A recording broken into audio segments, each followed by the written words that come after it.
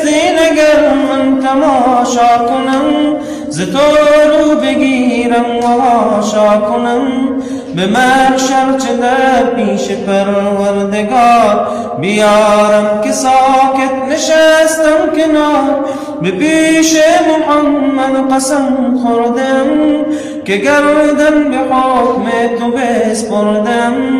اگر تیغ بر گردن من نهند، وگر زر و زن رشوه بر من دهند، نخواهم زر و زن نترسم ز تیغ.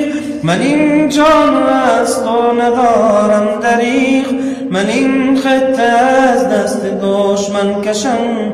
و یا جام شهد شهیدی چشم، و یا جام شهد شهیدی چشم. بستین اگر من تماشا کنم، ز تو رو بگیرم و حاشا کنم.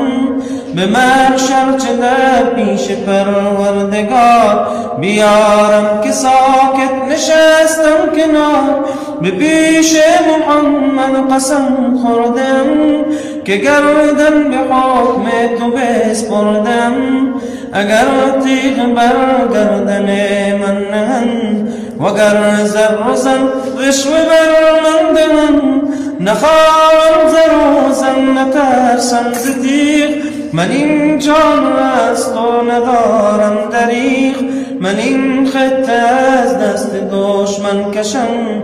و یا جام شهد شهیدی چشم، و یا جام شهد شهیدی چشم. بستین اگر من تماشا کنم، ز تو رو بگیرم و حاشا کنم. به محشر چه در پیش پروردگار بیارم که ساکت نشستم کنار. به پیش محمد قسم خوردم که گردن به حکم تو بسپردم.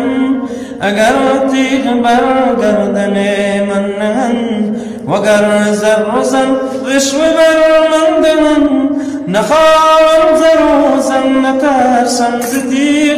من این جان از تو ندارم دریغ، من این خطه از دست دشمن کشم.